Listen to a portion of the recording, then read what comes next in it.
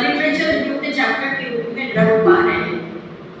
तो यहाँ पर मैं अपनी बात को इस तरह से समराइज करना चाहूंगी कि whenever we talk about review of literature, there are essentially two aspects.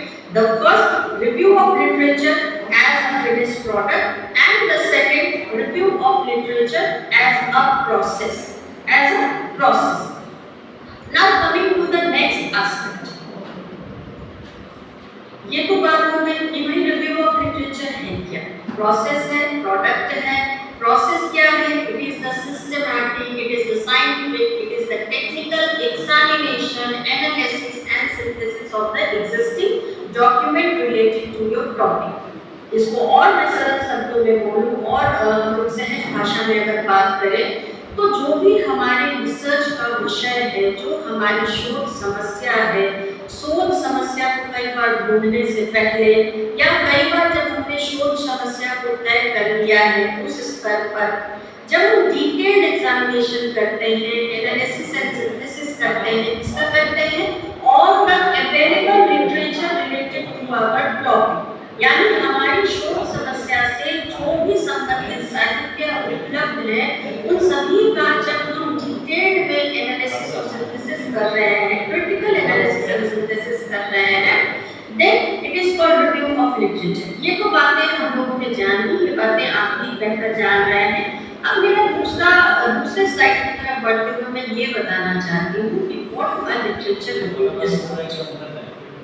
Literature review अगर ये है जो अभी तक हम लोगों ने डिस्कस किया, then what a literature review is not. Literature review क्या नहीं है, किसे मतलब हम किन-किन पहलुओं को, किन-किन एस्पेक्ट को कहेंगे कि ये लिटरेचर रिव्यू नहीं है। तो the slide, I hope the slide is visible to all. आप देख सकते हैं according to Efron and Ravid उनकी किताब है लिटरेचर रिव्यू की, तो उसमें आप देख सकते हैं कि लिटरेचर रिव्यू क्या-क्या नहीं है। Literature review is not an annotated bibliography. What does it mean? It means that literature review कोई भी ऐसी प्रक्रिया नहीं है जहां आपने रेफरेंसेस को कलेक्ट किया एंड आपने सिंपली क्रमवार रूप से उस रेफरेंसेस को अरेंज कर और उस पर उसको आपने मतलब एक बोर्ड के रूप में आपने अरेंज कर दिया। मतलब आप सामान्यतः अगर आपने रिसर्च किया है, पीएचडी किया है, तो आप मेरी बातों को बेहतर तरह से समझ सकते हैं, और अगर आपने नहीं किया है, you are planning to do your PhD, तो इस बात को थोड़ा इस तरह से समझना होगा कि suppose I am a researcher, I have taken a particular research topic and I am going to analyze the existing literature on the topic। मैं अपने विषय से संबंधित टॉपिक को अब एनालाइज करने जा रही हूँ, और मान लीजिए मेरा कोई भी टॉपिक है, suppose as for an example मैंने एक टॉपिक लिया use of social media among the secondary school students. I hope it is clear. तो मेरा एक रिसर्च का मैं बस एक एग्जांपल के रूप में आपके सामने रख रही हूँ। Suppose I have taken a topic use of social media among secondary school student in Patna district. तो सेकेंडरी स्कूल स्टूडेंट के द्वारा सोशल मीडिया का use, this is my topic. अब इस टॉपिक से मिलता जुलता मैंने लिटरेचर को रिव्यू किया, लिटरेचर सोर्सेस को मैंने रिव्यू किया। तो this is a single step, मैंने रिव्यू किया, रिव्यू करने से नहीं होगा। Now we have to summarise the finding.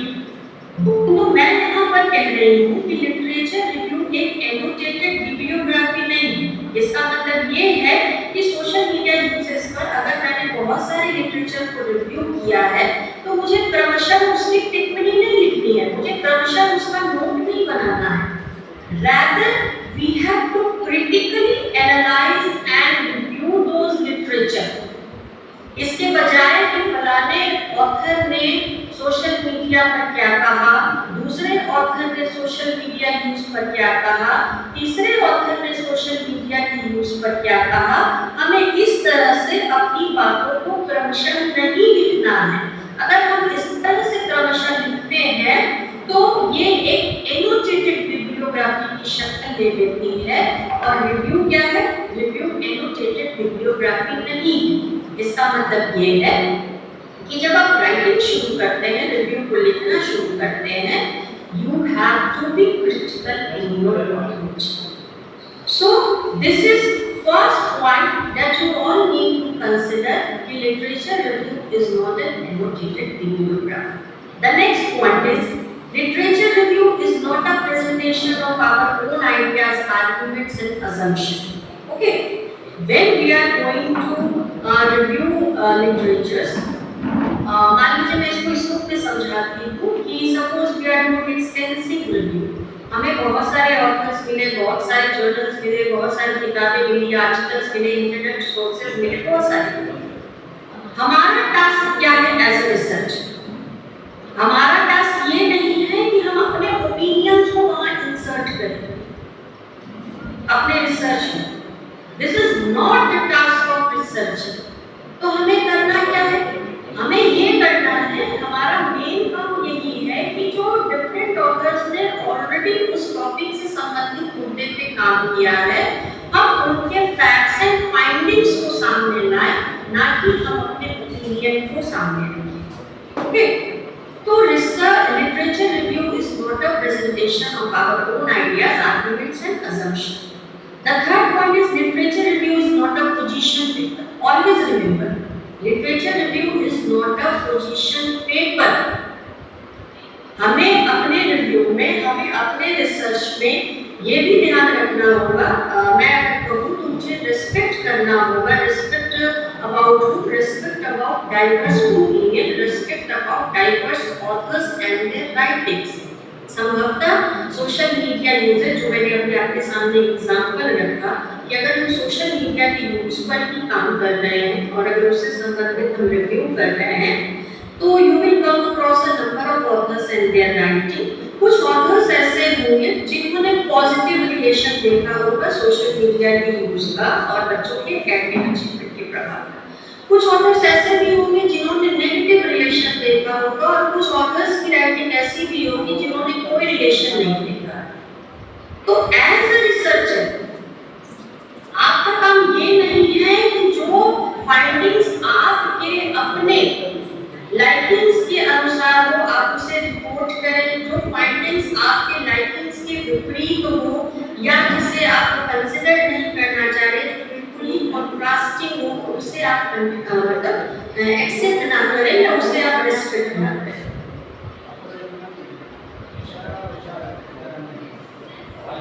Literature review is listing opinions as well. You have to accept different positions and different presentations of different authors as well.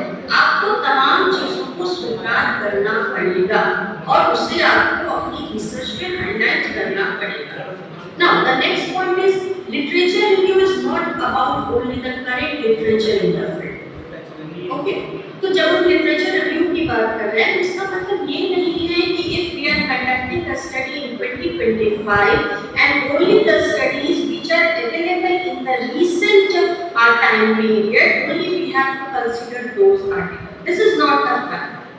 Review of literature में trace का few years back, मतलब जो पीछे के भी 20-25 साल पहले के भी अगर कुछ लिटरेचर है and those literature are indeed intriguing, those literatures are indeed very remarkable, then we have to consider them as well. So on the basis of this presentation, on the basis of this particular slide, what we may conclude, literature review क्या नहीं है? Literature हमेशा आपको ध्यान देना है from a point view of viewpoint of a researcher, आपको एक रिसर्चर की तरह सोचना है कि लिटरेचर रिव्यू क्या नहीं है और हमें किन किन बातों से बचना है। तो लिटरेचर रिव्यू एक एनोटेटेड बिब्लियोग्राफी नहीं है जहां आप तमाम ऑथर्स को क्रमशः नोट लिखते, मतलब क्रमशः तमाम ऑथर्स के कंट्रीब्यूशन को आप हाईलाइट कर देते हैं या उस पे आप टिप्पणी करते हैं। Rather you have to be creative and critical in your approach. आपको वहाँ पर critical होना पड़ेगा। दूसरा, आपके अपने opinion या arguments के लिए literature review नहीं बना है। Rather literature review क्या है? You have to give due respect and due credit to the contribution of different authors on a particular topic that is considered by you. आपने जो शोध समस्या लिया है और उसमें जो विभिन्न पीछे के काम हैं जो डिफरेंट ऑथर्स के द्वारा काम है, you have to consider them as well. Literature review is not a position paper. You have to take into account the contrasting opinion and contrasting findings as well. And literature review is not just about the current literature in the field. किसी भी topic से संबंधित वो सिर्फ current literature की बात नहीं है. बहुत ऐसे डॉक्यूमेंट्स होंगे, जैसे अगर आप टीचर एजुकेशन पे काम करते हैं एज फॉर एग्जांपल, तो टीचर एजुकेशन कमीशन पे देयर इज नो नीड कि आपको रिसेंट के पॉलिसीज एंड डॉक्यूमेंट्स हैं, you only have to consider those document. Rather, you should go back to the Radhakrishnan Commission. Rather, you should go to the pre-independence period as well. अगर वहाँ पर भी कुछ आपके पास दस्तावेज है, कुछ डॉक्यूमेंट्स हैं, you can consider them as well. So these are the basic consideration that a researcher has to keep in mind. So till now, okay. So till now we have discussed what is literature review and what is not literature review, and we may very well conclude that literature review is the systematic examination of the scholarly literature. आपके विषय से संबंधित जो भी literature उपलब्ध है उनका एक systematic examination. And whenever we talk about the word systematic, कहीं भी अगर ये वर्ड सिस्टमैटिक जुड़ जाता है, साइंटिफिक जुड़ जाता है, तो इसका मतलब ही ये है कि it is according a particular order, it is according a particular pattern. It is not in a way conducted in a haphazard manner or randomly. You have to be very systematic and you have to be very scientific in your approach. तो जब बात ये हो रही है कि literature review systematic examination है literature का, तो how systematic examination? Systematic examination in a sense means a researcher has to critically analyze the document. He or she has to evaluate the available document. He or she needs to synthesize the research findings, theories, and then relate to their research. चलिए थोड़ा और मैं इसको simple करके explain करने की कोशिश करती हूँ. मैं यहाँ पर ये बात को रखना चाह रही हूँ कि जब हम लिटरेचर रिव्यू की चर्चा करते हैं और हम ये कह रहे हैं कि भाई यह एक सिस्टमैटिक एग्जामिनेशन है, जो भी अवेलेबल लिटरेचर है उनका डिटेल्ड एग्जामिनेशन है, तो ये सिस्टमैटिक किस रूप से? कैसे ये सिस्टमैटिक इस रूप से नहीं कि आपने इतनी किताबें जमा कर ली और क्रोनोलॉजिकल ऑर्डर में 25 की किताब, 24 की किताब, 23 की किताब हमने उसे अरेंज किया, उससे नोट किया और हमने उसे प्रेजेंट किया. No, this is not literature review. Rather हमें क्या करना है? We have to critically analyze the document. We have to critically analyze the literature. And critical analysis means, critical analysis का मतलब क्या हुआ? हमारे शोध विषय से, लिटरेचर तो बेइंतहा है, लेकिन हमारे शोध विषय से जो भी लिटरेचर रिलेटेड है उस लिटरेचर का क्रिटिकल एनालिसिस, मतलब अमुक ऑथर ने क्या किया, उसके रिसर्च का शोध क्या था, उसके रिसर्च का विषय क्या था, उसके ऑब्जेक्टिव्स क्या थे, उसने क्या मेथोडोलॉजी अडॉप्ट की, उसकी फाइंडिंग्स क्या आई, उसने क्या चैलेंजेस फेस किया, और उस पर्टिकुलर ऑथर की ये जो स्टडी है वो आपके प्रेजेंट स्टडी से कैसे रिलेट करती है. ओके, तो this is all about critical analysis. सिर्फ उस ऑथर ने कोई काम किया, that is not sufficient for you. Rather उस ऑथर ने जो भी काम किया, now start dissecting that authors work.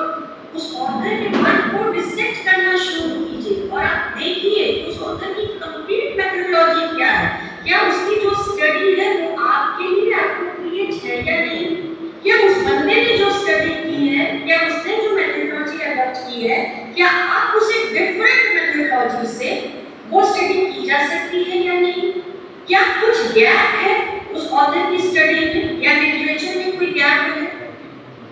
तो whenever we talk that literature review is a systematic examination of the literature, we have to keep in mind that systematic examination means critical analysis, evaluation as well as synthesis. Synthesis means what? Excuse me, there is a question asked by Anshu Wala. All this point we have to mention in our respective research when we are doing literature review. No, we don't have to discuss this point. We have to just keep in our mind as a researcher. क्योंकि हम लोग researcher हैं और हम अपनी process को शुरू करेंगे, रिसर्च करेंगे, तो we have to understand the aspect कि व्हाट इज लिटरेचर रिव्यू, क्या है क्या नहीं है, और हमें किन किन बातों से बचना है. So this is, I hope I am able to make you all understand the literature review क्या है. Okay, तो critical analysis, evaluation and synthesis. You have I can explain critical analysis. जैसे अभी मैंने कहा कि use of social media among the secondary school student. This is my research topic. मैं बस आपको एक एग्जांपल के माध्यम से समझाना चाहती हूँ कि मान लीजिए मैंने एक शोध विषय लिया use of social media among the secondary school student. अब जितने भी लिटरेचर हैं, मान लो मैंने एक अच्छे स्टॉक जमा कर लिए लिटरेचर के आर्टिकल्स के बुक्स के. अब मुझे सभी को पढ़ना होगा, सभी को टाइम देना पड़ेगा और मुझे देखना होगा कि पर्टिकुलर ऑथर्स की जो राइटिंग है, पर्टिकुलर ऑथर्स की जो फाइंडिंग्स हैं, वो मेरे स्टडी से कैसे रिलेट करता है, वो मेरे स्टडी से कैसे रिलेट करता है. फिर मुझे उसे इवैल्यूएट करना पड़ेगा, whether I should consider this article और whether I should discard the article.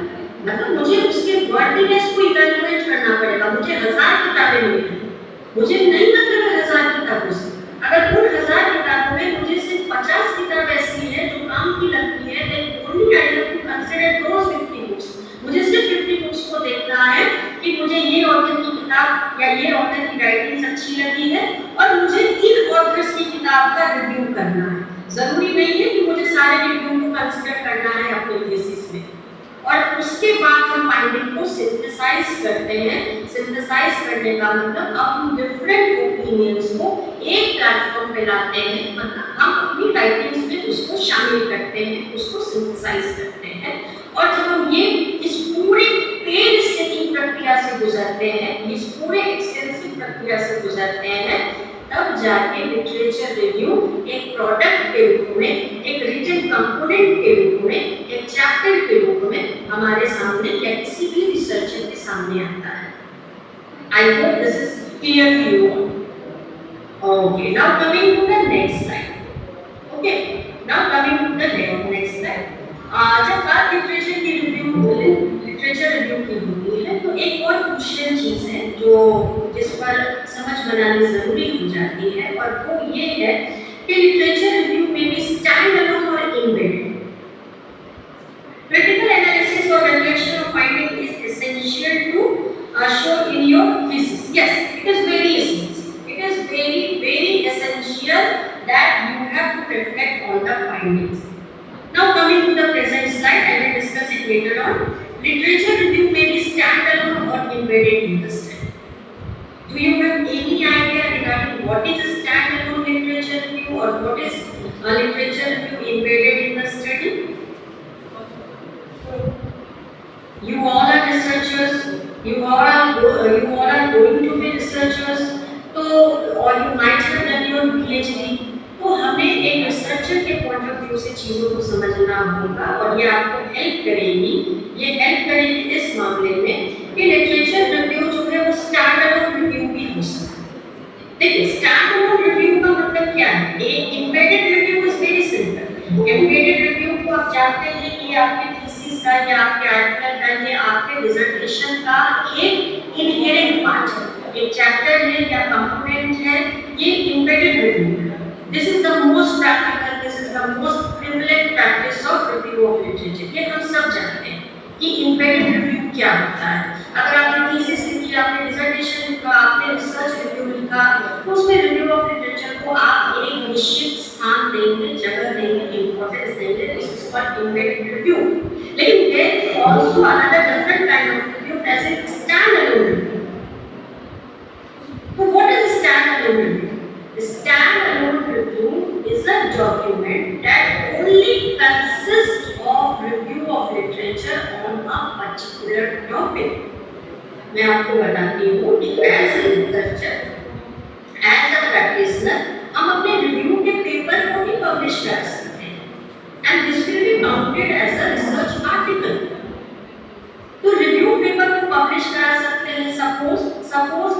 Research topic, आपका जो भी आपने जो भी अपने रिसर्च प्रॉब्लम को लिया, आपने जो भी अपनी शोध समस्या को लिया, उस शोध समस्या पर आपने जो भी डिटेल्ड रिव्यू किया है, तो उस रिव्यू को एज सेपरेटली हम पब्लिश करा सकते हैं या सेपरेट। अगर आपके जहन में कोई रिसर्च टॉपिक है और आप देखना चाहते हैं, suppose artificial intelligence, suppose generative artificial intelligence, suppose use of robotics in education, ऐसे कुछ अभी विषय हैं जिस पर आप श्योर नहीं है कि भाई इस पर देश विदेश में या देश के विभिन्न कोने में काम हो रहा है या नहीं हो रहा है, तो वैसी सूरत में हम क्या कर सकते हैं एज अ रिसर्चर और प्रैक्टिशनर, हम सिर्फ रिव्यू करके देख सकते हैं कि भाई कितने काम हो चुके हैं इस विषय पर, और हम अपने रिव्यू को पब्लिश कर सकते हैं।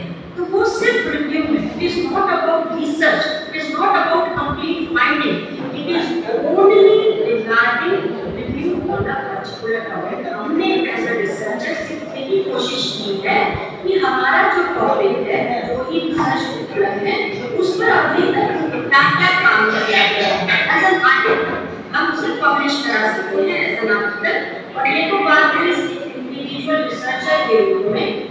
कई संस्थाएं ऐसी होती हैं, कई एजेंसीज ऐसे होते हैं जो रिव्यू को पब्लिश करते हैं, जैसे एनुअल रिव्यू ऑफ इकोनॉमिक्स है, एजुकेशनल रिसर्च है, एजुकेशन के फील्ड में आपको बहुत सारे रिव्यूज मिल जाएंगे। तो अभी तक आपने देखा है कि रिव्यू ऑफ लिटरेचर क्या है, और ये भी बड़ी क्रूशियल सी बात थी कि रिव्यू ऑफ लिटरेचर पर जब हम चर्चा करते हैं, मोस्ट ऑफ द स्कॉलर्स होते हैं as per the UGC regulation, हालांकि वो एग्जिस्ट नहीं करता है, a researcher needs to get his or her 2 paper published out of his PhD work. तो ये पहले था, अभी तो जगदीश जी ने उसे स्ट्रक कर दिया है। तो कई बार रिसर्चर को ये आइडिया नहीं होता है कि review paper can also be published. Okay, review paper को भी आप पब्लिश करा सकते हैं और सिर्फ रिव्यू पर आप काम भी कर सकते हैं। उस शक्ल में कोई स्टैंडर्ड रिव्यू होगा, और जब आप अपने थीसिस को उसे इंटीग्रेट करते हैं तो वो एक एम्बेडेड रिव्यू होगा। ओके, चलिए ये तो बात हो गई। Now coming to the next slide, that is purpose of review of literature. Okay, ये सब आप जानते हैं। I do not keeping in view the time limitation, I do not need to repeat it again and again.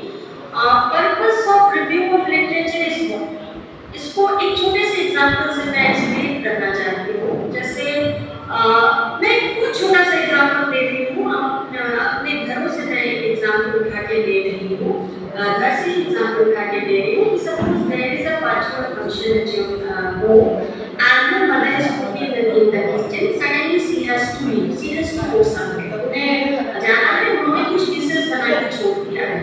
Now अब ये जिम्मेदारी आप पे आ गई, you have to do the remaining dishes, आपको करना है। What will you do? आप क्या करेंगे?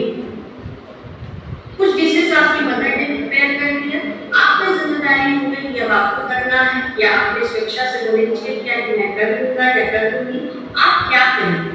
What will be your strategy?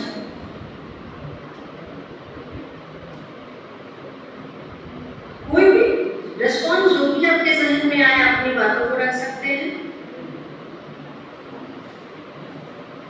संभवतः सबको आंसर पता है, might be hesitant in sharing your opinion। मैं बताती हूँ आप क्या करेंगे। आप किचन में जाएंगे, आप सबसे पहले बनाना नहीं शुरू करेंगे खाना, rather आप क्या करेंगे, आप ये देखेंगे कि आपकी मदर ने क्या बनाया है, कितनी चीजें उन्होंने बना ली है, कितनी चीजें बनानी बाकी है, ठीक है, या जो चीजें उन्होंने बनाई भी है। सपोज उन्होंने दाल बना के रख दी and it is a plain dal, और आपने जिम्मेदारी ली है, तो आपने क्या किया कि दाल में तड़का डाल दिया। दाल वाज आल्सो ओके विदाउट तड़का, तड़का के बिना भी वो डाल सकते, लेकिन आपने जो तड़का डाला तो दाल उससे भी और स्वादिष्ट बनी। तो मैं ये कहना चाह रही हूँ कि ये तो डे टू डे लाइफ है। Research is not something that is divorced from our life, वो हमारे जीवन से जुड़ी हुई है, और इसके सबसे बेहतर एग्जांपल हमारे अपने घरों से है। तो ये एक सिंपल रसोई का उदाहरण मैं दे रही हूँ कि अगर हम रसोई में भी जा रहे हैं तो हम सबसे पहले ये चेक करते हैं कि क्या बन चुका है, क्या बनाना बाकी है, किन चीजों को हम और ज्यादा बेहतर कर सकते हैं, या किन तरीकों को हम अपना सकते हैं, कैसे हम कर सकते हैं। तो it simply applies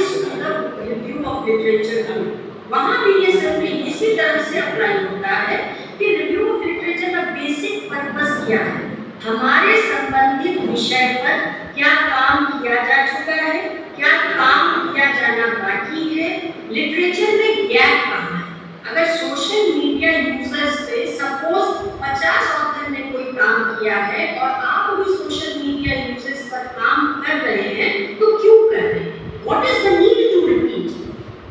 Why there is the need to repeat? आप खुद से सोचिए कि सोशल मीडिया पे ऑलरेडी 50 ऑथर ने काम कर लिया है and you are having the literature, you are having the evidence. आप फिर उस काम को क्यों दोहरा रहे हैं? कहीं ना कहीं तो गैप है ना। हो सकता है आपके स्टेट में उस पर काम ना किया गया हो सकता है पर्टिकुलर ट्राइबल एरियाज में काम ना किया गया हो सकता है जो प्रीवियस काम किए गए हो that has adopted some kind of different methodology and you want to do that research by adopting a different kind of methodology. हो सकता है किसी बंदे ने उस पर क्वांटिटेटिव रिसर्च की हो और क्वांटिटेटिव रिसर्च के मार्फत उन्होंने एक्सपेरिमेंटल रिसर्च के थ्रू फाइंड आउट किया हो सोशल मीडिया यूजेस को लेकर, और हो सकता है आप केस स्टडी करना चाहते हैं, आप नैरेटिव्स के थ्रू फाइंड आउट करना चाहते हैं सोशल मीडिया के यूजेस को। तो मैं ये कहना चाह रही हूँ कि whenever we talk about the purpose of review of literature, the most remarkable purpose of review of literature is setting the context for study.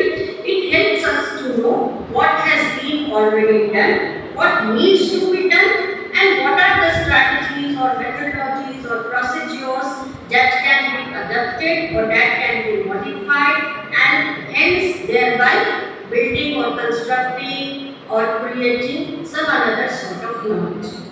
Purpose तो हमारा वही, purpose जो है that is main the generation of knowledge, ज्ञान का सृजन, construction of knowledge, creation of knowledge, dissemination of knowledge, ज्ञान का सृजन हमारा मुख्य उद्देश्य है। लेकिन हाँ, इसमें जो रिव्यू है वो हमारी हेल्प करता है। अब इन चीज़ों पर मैं आगे नहीं करूँगी, मैं यहाँ पर आती हूँ चूँकि हमारे शोध का जो आज का शीर्षक है that is survey and experimental research में नेचर ऑफ रिव्यू क्या होता है, और कल आप लोगों ने डिस्कस किया था quantitative and qualitative approach. Okay, तो कल का जो टेक्निकल सेशन था उसमें आप लोगों ने किया था। मेरा ये सवाल है कि हम लोग रिव्यू की तो बात कर रहे हैं और सर्वे और एक्सपेरिमेंटल रिसर्च के रिव्यू की प्रकृति क्या होनी चाहिए की बात कर रहे हैं। आपको पता है कि सर्वे और एक्सपेरिमेंटल रिसर्च को हम क्वांटिटेटिव रिसर्च के अंतर्गत रख सकते हैं, ये आपको बेहतर तरह से पता होगा। Now I want to simply ask कि जब बात क्वालिटेटिव रिसर्च की होती है तो क्या हम वहाँ रिव्यू नहीं करते हैं? I hope the distinction between qualitative and quantitative research is very well clear to you all. आपको पता है कि ये दोनों किस तरह के अप्रोचेस हैं। तो मेरा सवाल ये है कि हम आज की चर्चा में सर्वे और एक्सपेरिमेंटल रिसर्च की बात कर रहे हैं कि रिव्यू हमें करना है, तो मैं बस ये सिंपली जानना चाहती हूँ कि वो क्वालिटेटिव रिसर्च में अप्रोचेस में हम रिव्यू करते हैं या नहीं करते हैं। क्वालिटेटिव रिसर्च मान लीजिए आपने केस स्टडी की, मान लीजिए आपने एथनोग्राफिक स्टडी की, मान लीजिए आपने नैरेटिव स्टडी की, कुछ इस तरह की आपने स्टडी की, whether there is need to add review of literature or not.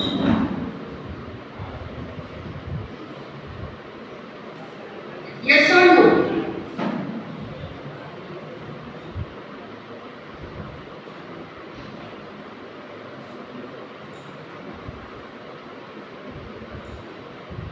Yes, okay, yes, okay, okay. चलिए ठीक है। देखिए जब बात मैं बहुत ब्रीफ एक्सप्लेनेशन दूंगी इस पर। जब बात क्वालिटेटिव रिसर्च की होती है तो वहाँ भी रिव्यू किया जाता है।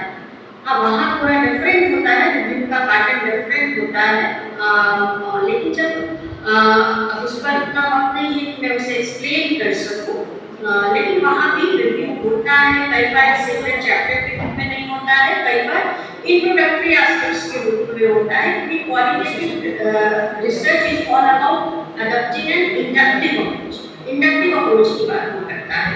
लेकिन जब हम क्वांटिटेटिव अप्रोच की बात करते हैं, क्वांटिटेटिव अप्रोच का मतलब क्या है, क्वांटिटेटिव रिसर्च का मतलब क्या है? क्वांटिटेटिव रिसर्च का मतलब है कि आप एक रिसर्चर ये मान के चल रहा है कि नॉलेज इज ऑब्जेक्टिव। ऑब्जेक्टिव का मतलब क्या है? ऑब्जेक्टिव का मतलब है you can apply scientific methods to test that knowledge. आप वैज्ञानिक विधियों के प्रयोग के द्वारा, साइंटिफिक एंड सिस्टमैटिक मेथड्स के प्रयोग के द्वारा आप उस ज्ञान को टेस्ट कर सकते हैं।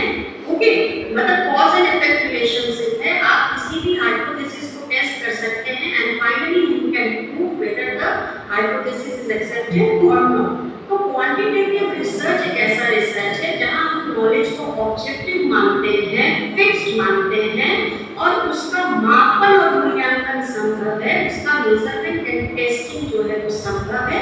तो वहां पर हम साइंटिफिक मेथड्स जो तौर तरीके हैं उसको अप्लाई करते हैं। अब क्रमशः इसमें एक्सपेरिमेंटल रिसर्च होता है, क्वासी एक्सपेरिमेंटल रिसर्च होते हैं, सर्वे होते हैं। हालांकि सर्वे को आप क्वालिटेटिव रिसर्च के अंतर्गत भी रख सकते हैं। ऐसा नहीं है कि सर्वे जो है वो विशुद्ध रूप से एक क्वांटिटेटिव रिसर्च ही है, ऐसा कुछ नहीं है। सर्वे को हम कई बार क्वालिटेटिव के अंतर्गत भी रखते हैं।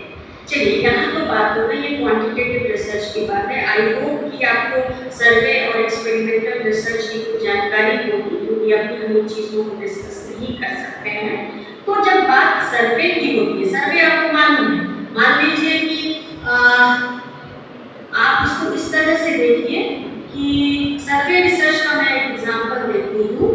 Use of chat GPT among the undergraduate students in different universities of Bihar. मान लीजिए मेरे रिसर्च का प्रॉब्लम ये है कि बिहार के विभिन्न विश्वविद्यालयों में अंडरग्रेजुएट स्टूडेंट चैट जीपीटी का कितना प्रयोग करते हैं। तो यहाँ पर आप क्या करेंगे, सर्वे करेंगे। डिफरेंट यूनिवर्सिटीज है, आप सैम्पलिंग करेंगे, सैम्पलिंग के थ्रू आप अपने सैंपल्स को लेंगे और वहाँ पर आप एक वेल डेवलप्ड रिसर्च टूल की सहायता से सर्वे कंडक्ट करेंगे और उसकी फाइंडिंग्स को आप लिखेंगे। क्लियर? एक्सपेरिमेंटल रिसर्च क्या है? एक्सपेरिमेंटल रिसर्च, मान लीजिए किसी टॉपिक को मैं एक्सपेरिमेंटल रिसर्च में कन्वर्ट करूँ, मैं ये कर दूँ इफेक्ट ऑफ या effectiveness of chat GPT in teaching students at undergraduate level, ठीक है, या स्कूल लेवल या किसी भी लेवल पे ले लीजिए। तो मान लीजिए हमने इसको एक्सपेरिमेंटल मोड में कन्वर्ट कर दिया। पहले भी हमने सर्वे किया, सेम स्टडी को हमने एक्सपेरिमेंट में कन्वर्ट कर दिया और हम ये देख रहे हैं कि इफेक्टिवनेस ऑफ चैट जीपीटी या effectiveness of artificial intelligence in teaching students at so and so level. तो पहले में हमने सर्वे किया, दूसरी स्थिति में हमने क्या किया, हमने दूसरी स्थिति में एक्सपेरिमेंट किया। मतलब हमने वेरिएबल्स लिए, हमने डिपेंडेंट वेरिएबल लिया, कंट्रोल वेरिएबल, डिपेंडेंट वेरिएबल लिया और फिर हम एक एक्सपेरिमेंट करेंगे, प्री स्टडी पोस्ट स्टडी करके टेस्ट करेंगे। तो ये मैं आपको सिर्फ एग्जांपल से समझा रही हूँ कि सर्वे, एक ही टॉपिक को आप कैसे सर्वे में कन्वर्ट करते हैं और कैसे एक्सपेरिमेंट में कन्वर्ट करते हैं। बहरहाल जो भी हो, आपका विषय जो भी हो, लेकिन जब हम क्वांटिटेटिव रिसर्च में रिव्यू की बात करते हैं तो यहाँ पर हम रिव्यू कहाँ करते हैं, कहाँ कर सकते हैं, ये चीज आपको समझना है। इन फ्यूचर अगर आप कोई ऐसे टॉपिक लेंगे तो आप कहाँ रिव्यूज को ऐड करेंगे। सबसे पहला जो लिटरेचर रिव्यू हम क्वांटिटेटिव रिसर्च में ऐड करते हैं वो होता है इंट्रोडक्टरी चैप्टर्स। ठीक है, जब आप अपने स्टडी को शुरू कर रहे हैं तो आप एआई है, चैट जीपीटी है या आपका कोई भी वेरिएबल है, आप उसको इंट्रोड्यूस करने के लिए, आप उसको सपोर्ट करने के लिए डिफरेंट रिव्यूज के द्वारा उसको आप सपोर्ट करते हैं। तो पहला तो ये पहला जस्टिफिकेशन जो है क्वांटिटेटिव रिसर्च आइदर सर्वे और एक्सपेरिमेंट में यहाँ पर है, जहाँ एक रिसर्च है उसे ऐड कर सकता है। दूसरा कहाँ पर है? दूसरा है कि भाई आप एक सेपरेट चैप्टर रिव्यू पर डाल सकते हैं। सेपरेट चैप्टर के रूप में चैप्टर को कॉमनली यही प्रैक्टिस होता है, तो चैप्टर को रिव्यू रखते हैं तो आप चैप्टर के तहत भी रख सकते हैं, जहां आप अपने टॉपिक से संबंधित डिफरेंट कंपोनेंट्स पर रिव्यू पेश करते हैं। तीसरी चीज क्या है कि आप अपने मेथोडोलॉजी को एक्सप्लेन करने के लिए, हाइपोथेसिस को बनाने के लिए, जस्टिफिकेशन देने के लिए वहां पर भी आप रिव्यू की सहायता से रिव्यू कर सकते हैं। और finally the most important thing that is mostly overlooked, जिसे प्रायः लोग क्वांटिटेटिव रिसर्च करते हैं तो जो हमारा चैप्टर का एंड यानी जहाँ पर आप discussion and interpretation of finding करते हैं वहाँ पर भी हम रिव्यू से अपनी स्टडी को कोरिलेट करते हैं। अगर मेरी फाइंडिंग्स कुछ आई on the basis of survey और on the basis of experiment तो मैं अपनी फाइंडिंग से जो प्रीवियस स्टडीज है उसको कोरिलेट करने की कोशिश करती हूँ। मैं देखती हूँ कि मेरी फाइंडिंग प्रीवियस स्टडीज से कितना मैच करती है या कौन-कौन से प्रीवियस स्टडीज हैं जो मेरे फाइंडिंग्स को सपोर्ट कर रहे हैं और कौन-कौन से प्रीवियस स्टडीज हैं जो मेरे फाइंडिंग्स के ठीक विपरीत हैं। तो जो विपरीत है उसे भी हमें हाईलाइट करना है और जो फाइंडिंग्स हमारे स्टडी के साथ कोरिलेट हो रहे हैं उसे भी हमें हाईलाइट करना है। तो this is the very crucial aspect जिसे हम लोग प्रायः ओवरलुक कर देते हैं, लेकिन उसके बगैर हमारा रिसर्च पूरा नहीं होता है। तो whenever you do a survey research, whenever you prefer an experimental research, always remember कि आप अपने रिव्यू को इंट्रोडक्शन में ऐड कर सकते हैं, आप अपने रिव्यू को हाइपोथेसिस जनरेट करने में, प्रॉब्लम को जस्टिफाई करने में, मेथडोलॉजी को चूज करने में वहाँ पर रिव्यू की सहायता आप ले सकते हैं। एंड मोस्ट इम्पोर्टेंट आप रिव्यू की सहायता नहीं बल्कि रिव्यू को आप रिलेट करेंगे अपने चैप्टर मतलब थीसिस के लास्ट चैप्टर में, डिस्कशंस में, इंटरप्रिटेशंस में और इससे क्या होगा आप अपनी स्टडी को ऑथेंटिकेट करेंगे, वजन देंगे कि भाई ये सिर्फ मेरी फाइंडिंग नहीं है, ये मेरी फाइंडिंग नहीं है कि सोशल मीडिया का यूज बच्चों के एकेडमिक परफॉर्मेंस पर नेगेटिव प्रभाव डाल रही है, बल्कि मेरे से पहले भी इतने लोग हैं जिन्होंने इस बात को प्रूव किया है। तो ये आपकी फाइंडिंग को वजन देने जैसा हो जाता है, ठीक है, ये आपकी फाइंडिंग को वजन देने जैसा हो जाता है, ठीक है। तो दिस इज ऑल अबाउट मतलब ये आप सर्वे और एक्सपेरिमेंट में कैसे करेंगे ये उसकी बात है। एक मिक्स मेथड भी होता है जिसमें आप क्वालिटेटिव क्वांटिटेटिव के हिसाब से आप करते हैं। चलिए अब वो हम इसके जो मुख्य हमारे स्टेप्स हैं समय का हम लोग उसकी चर्चा करते हैं कि भाई स्टेप्स क्या है, क्या-क्या जो हमारे स्टेप्स हैं और आप लोग स्लाइड में देख पा रहे होंगे। These are the main steps of conducting the literature review। हम लोग उससे थोड़ा सा फास्ट करने की कोशिश करते हैं। तो we are now moving towards the steps of conducting the literature review। अभी तक आपने जाना कि literature review क्या है, क्या नहीं है, literature review का पर्पस क्या है, क्या स्टैंडर्ड होते हैं, क्या इंटीग्रेटेड रिव्यूज होते हैं, ये आपको पता है। क्वालिटेटिव और क्वांटिटेटिव में किस तरह का होता है ये आपको पता है। Now coming to the steps, review के स्टेप्स क्या हैं? तो देखिए सबसे पहला स्टेप है you have to choose a research topic. You have to choose a research topic. Until and unless आपके पास टॉपिक नहीं है, आपके पास सोच समस्या नहीं है, तो आप रिव्यू कैसे करें? ओके, अब शोध समस्या पे अकेले क्लास लग सकती है, अकेले उसमें एक नहीं बल्कि 2-3 क्लासेस की जरूरत होती है शोध समस्या को समझने के लिए और आई होप कि आपको जानकारी होगी इस मामले पर। तो द फर्स्ट क्रूशियल एस्पेक्ट कि एक रिसर्च प्रॉब्लम को डिसाइड करना। अब रिसर्च प्रॉब्लम जो है वो बिल्कुल स्पेसिफिक एंड स्पेसिफाइड होना चाहिए। अब मैं आपको एग्जांपल देती हूँ। एक रिसर्चर के लिए अगर आपने कोई भी रिसर्च प्रॉब्लम लिया है और अगर 2 + 2 4 होता है तो सामने वाला भी उसको 4 ही समझे। ऐसे अगर आपकी बातों को आप 4 बताना चाहते हैं, सामने वाला 5 समझे या सामने वाला उसका जोड़ 6 समझे या 7 समझे, तो इसका मतलब आपके रिसर्च प्रॉब्लम में कमी है, इट इज फेलियर। तो आपको करना क्या है, मैं आपको फिर इसके कई सारे एग्जांपल दे सकती हूँ। जैसे कि मान लीजिए आप स्लाइड में भी देख पा रहे हो, इसी को मैं थोड़ा सा डिस्टॉर्ट करती हूँ, मैं आपको एग्जांपल देती हूँ। Use of AI among students एक सिंपल सा टॉपिक मैं आपको दे रही हूँ, use of artificial intelligence among the school student. Okay, मैं फिर से रिपीट कर रही हूँ, use of artificial intelligence school student. क्या आपको लगता है कि ये सही रिसर्च प्रॉब्लम है? अगर हाँ तो कैसे और अगर ना तो कैसे?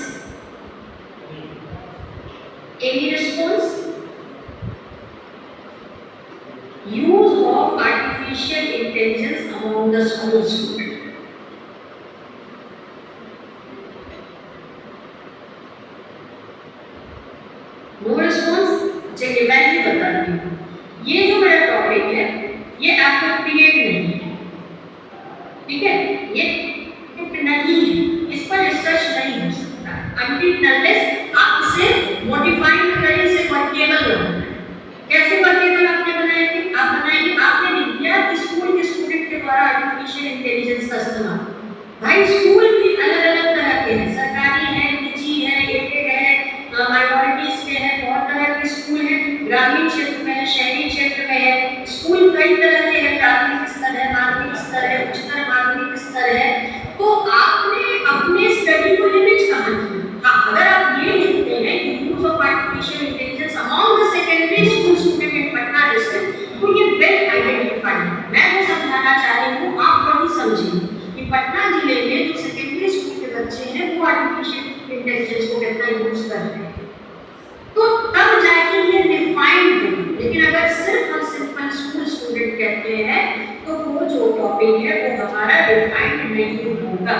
तो सबसे पहला काम जो मेरा है वो है कि किसी भी रिसर्चर का द फर्स्ट इंपॉर्टेंट थिंग है that is to decide the sound, to decide a very sound and very systematic and very specific research topic select करना, that is the most crucial aspect of doing the research. और एक बार आपने एकदम specific research topic ले लिया तो यकीन मानिए आगे की जो प्रक्रिया है वो बहुत आसान हो जाएगी, ठीक है। हालांकि मैं यहाँ पर एक और बात बता दूं कि रिसर्च टॉपिक को चुनने में इस स्टेज पर भी टाइम चाहिए। ऐसा नहीं कि रिव्यू ऑफ लिटरेचर से टॉपिक में बात हम करते हैं, कई बार टॉपिक को चुनने में भी प्रीवियस स्टडी स्कूल लाइब्रेरी में बैठकर या ऑनलाइन हम पढ़ते हैं, देखते हैं कि भाई क्या क्या काम हो रहा है, जर्नल्स को पढ़ते हैं और कई आर्टिकल्स को पढ़ने और समझने के बाद हम अपनी समझ बनाते हैं जब उस पर भी काम किया जा सकता है। तो review of literature is not a process that needs to be done only after the selection of topic. सिर्फ टॉपिक लेने के बाद आप करेंगे ऐसा कोई जरूरी नहीं है, कई बार टॉपिक को सर्च करने के लिए भी हम रिव्यू करते हैं। तो चलिए बहरहाल हमने टॉपिक मैं थोड़े समय के लिए मान लेती हूँ कि हमने टॉपिक को फाइनलाइज कर दिया। नाउ द नेक्स्ट स्टेप हमें रिव्यू करना, कैसे करेंगे? The next step is identifying keywords. जो बीज शब्द होते हैं, जो मुख्य शब्द होते हैं, आपको अपने पूरे शोध समस्या को नहीं सर्च करना है, क्योंकि वो आपको सर्च करना चाहिए कि किसी और ने वो काम किया। तो आपको क्या करना है या किसी भी रिसर्चर को क्या करना होता है, keywords. You have to identify keywords. आपको कीवर्ड्स देखने होंगे कि आपकी जो समस्या है उसमें कीवर्ड क्या है। जैसे use of artificial intelligence among the students, among the university student. तो हमारा कीवर्ड क्या हो गया? हमारा कीवर्ड हो गया आर्टिफिशियल इंटेलिजेंस। दूसरा कीवर्ड आप रख सकते हैं यूनिवर्सिटी स्टूडेंट्स या यूनिवर्सिटी लेवल।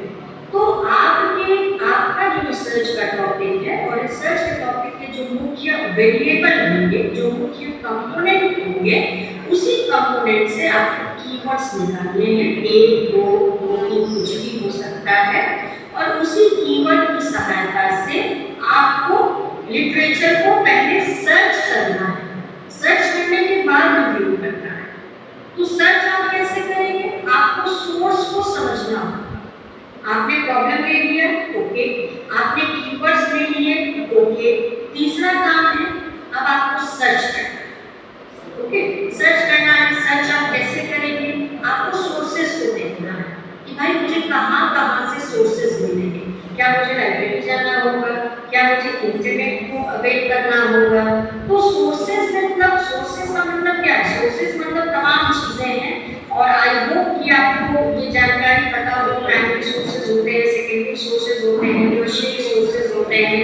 तो ज्यादातर हम प्राइमरी और सेकेंडरी सोर्सेज, कई बार टर्शियरी सोर्सेज को भी हम कंसीडर करते हैं। तो we have to locate our sources.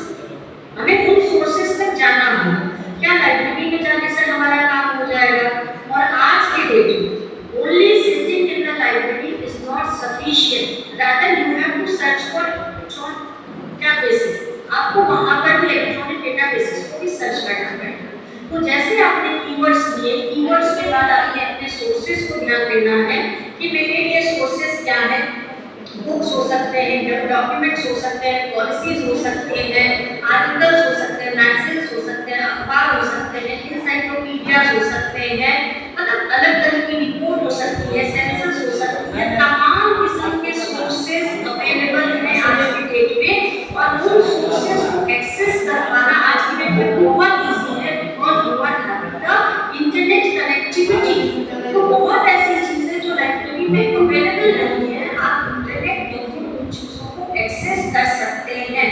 तो तीसरा काम हो गया कि चलिए भाई हमने अपने सोर्सेज को ले लिया, सोर्सेज भी हमने क्लियर कर दिया। देखिए एक बार में कुछ भी क्लियर नहीं होता है, it is a process, it is an ongoing process. आप करेंगे, करते करते gradually you will gain experience और तब आपको समझ में। तो भाई हमने टॉपिक लिया, कीवर्ड देखा, हमने सोर्सेज को भी पहचान लिया, सब कुछ कर लिया। सोर्सेज के लिए हमने ये भी फाइंड आउट कर लिया कि वो सोर्स सब कहाँ, मतलब लोकेट कर लिया कि सोर्सेज मुझे कहाँ मिलेंगे, कहाँ नहीं मिलेंगे। एक और चीज मैं आपको बताती हूँ, एक स्नोबॉल टेक्निक होती है लिटरेचर रिव्यू या सोर्सेज को लोकेट करने। स्नोबॉल टेक्निक का मतलब क्या है? मान लीजिए हम राष्ट्रीय शिक्षा नीति पर काम कर रहे हैं, हमने किसी आर्टिकल को ऑनलाइन पढ़ा, राष्ट्रीय शिक्षा नीति। तो जब आप उस आर्टिकल को पढ़ेंगे, आप देखेंगे उस पर्टिकुलर ऑथर ने अपने आर्टिकल के एंड में कुछ रेफरेंसेस दिए। अब आपका क्या काम है, उन रेफरेंसेस को आप इमीडिएटली सर्च कीजिए। तो this is called snowball technique. आपने डायरेक्ट रेफरेंसेस को सर्च नहीं किया, रादर किसी ऑथर ने अपनी राइटिंग में कुछ रेफरेंसेस को ऐड किया है और आपने उस ऑथर के रेफरेंसेस की सहायता से सोर्सेज को लोकेट किया। तो this is called snowball technique of locating the literature review. तो है बहरहाल जो भी तरीका हो, आपने सोर्सेज को लोकेट भी कर लिया। एक और चीज होता है जब हम ऑनलाइन सर्च करते हैं, दैट इज बुलियन ऑपरेटर्स, उसकी सहायता से हम अपने सोर्स को बहुत सहज बना सकते हैं। जैसे मान लीजिए मोटिवेशन और अचीवमेंट, दो वेरिएबल है आपके प्रॉब्लम में, तो आप क्या कर सकते हैं कि आपका वक्त बचे, आपको इररिलेवेंट सोर्सेज ऑनलाइन ना मिले, मतलब बहुत सारे सोर्सेज हैं, बहुत सारे आर्टिकल्स हैं, आप चाहते हैं कि सर्च इंजन आपको स्पेसिफिक ही सर्च करके दे, तो आप बुलियन ऑपरेटर्स की सहायता लें। आप मोटिवेशन, उसमें 3 शब्द होते हैं, एंड और नॉट, तो आप मोटिवेशन एंड अचीवमेंट डालें, तो क्या होगा, सिर्फ यही 2 शब्द पर आपको फाइंडिंग्स मिलेगी। या आप अचीवमेंट और मोटिवेशन डालें या रिलेटेड वर्ड्स डालें, या अचीवमेंट, मोटिवेशन एंड और एंड नॉट आप कुछ और दूसरा वेरिएबल डालें।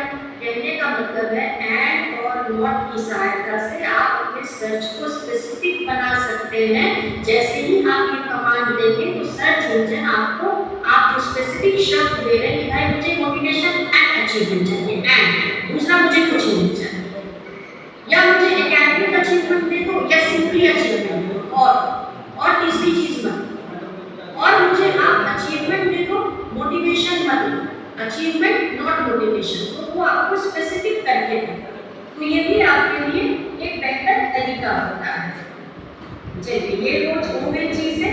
अब बहुत सारे देखिए सर्च इंजन्स अवेलेबल हैं, आप देख पा रहे हैं, इतना समय नहीं कि मैं इसे एक्सप्लेन करूं। बहुत सारे इलेक्ट्रॉनिक डेटाबेसेस है जहां पर आपको बेइंतहा सोर्सेज आपके स्टडी से रिलेटेड मिल जाएंगे। एडिक है, गूगल स्कॉलर है, पबमेड है, प्रोक्वेस्ट है, सोशियोलॉजिकल एब्स्ट्रैक्ट है, साइट इन्फो है, सोशल साइंस साइंटिस्ट इंडेक्स है। बहुत सारे जो है सोर्सेज और डेटा सर्च इंजन्स जो है